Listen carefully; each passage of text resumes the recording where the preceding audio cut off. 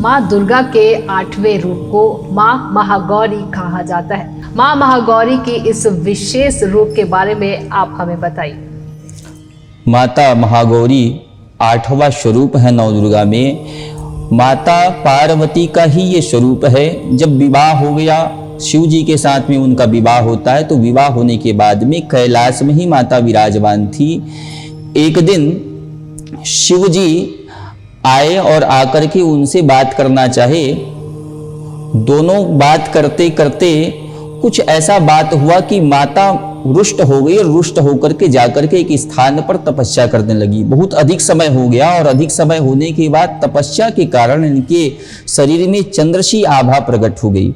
भगवान शिव प्रसन्न हो गए और उन्होंने आकर के आशीर्वाद दिया कि पार्वती, अब से तुम्हारा शरीर गौर वर्ण का रहेगा और लोग तुमको महागौरी के नाम से ही पूजेंगे। तो ये महागौरी स्वरूप में भगवती 8वें दिन पूजी जाती है और हम सभी के मनोरथ को पूर्ण करती है।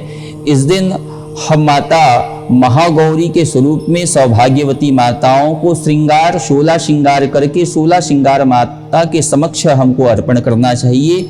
सौभाग्य की वृद्धि होती है। सभी प्रकार के सुख को देने वाली माँ महागौरी है। तो इस प्रकार से महागौरी का पूजन हमको करना चाहिए और जितना हो सके अधिक संख्या में नवार्ण मंत्र का आपको गुरुमुख से प्राप्त करके नवार्ण मंत्र का जाप हमको करना चाहिए। आप सभी भक्तों को भी नवरात्र पर्व की बहुत बहुत शुभकामनाएं। News+21 के माध्यम से जितने भी इस चैनल के दर्शक हैं, आप सभी के ऊपर, आपके घर पर भगवती की कृपा बनी रहे और साथ ही साथ इस परिवार को भी मैं बहुत बहुत शुभकामनाएं देता हूं। आप सबको नवरात्रि की बहुत बहुत शुभकामनाएं।